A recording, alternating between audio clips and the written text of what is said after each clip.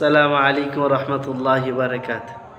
আলহামদুলিল্লাহ, বহুদিন বাদ সময় পেলাম আবার যে বিষয়টা নিয়ে আজকে আপনাদের সম্মুখে হাজির হয়েছি। বিষয়টা হচ্ছে এই রমজানের পরে 6টা নফল রোজা রাখা, অর্থাৎ ঈদের চাঁদে যে 6টা রোজা রাখা হয়। মহিলাদের মধ্যে এটা খুব বেশি বিভ্রান্তকর আছে। কেউ বলে ভেঙে ভেঙে করতে হয়, কেউ বলে 3টে করতে হয়। আসলে শরিয়াতে কি আছে সেটা আপনাদের সম্মুখে তুলে ধরে। আসলে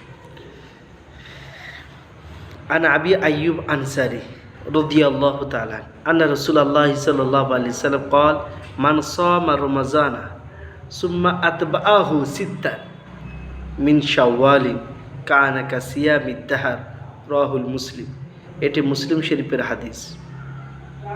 হযরতে আবু আইয়ুব আনসারি রাদিয়াল্লাহু তাআলা আনহু বর্ণনা করছেন যে রসুল করিম সাল্লাল্লাহু আলাইহি সাল্লাম বলেছেন, যে ব্যক্তি রোজার মাসে রোজা রেখেছেন এবং তার পরে পরে আতবাহুমার তার পরে পরে অর্থাৎ শাওয়াল মাসের ঈদের চাঁদ দেখার পরেই যে 6টা রোজা করে, আল্লাহ তাআলা তার পুরো বছরের রোজা রাখা সব তার নামে আমলে দিয়ে দেন। 30টা রোজা রেখেছে তো আরবি মাস 360 দিনে 1 বছর, তো 6টা রাখলে হয়ে গেল 36।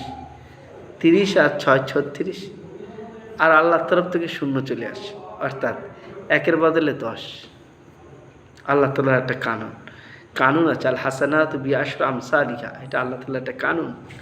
এই কানুনের মধ্যে যদি আসা যায় তাহলে দেখা যায় মানে নেকি দুয়ার একটা উসুল আছে। কানুন বলতে আল হাসানাতু বিআশরি আমসালিহা, একটা নেকির বদলে আল্লাহ তাআলার তরফ থেকে 10টা নেকি দেওয়া হয় একটা নেকি করলে।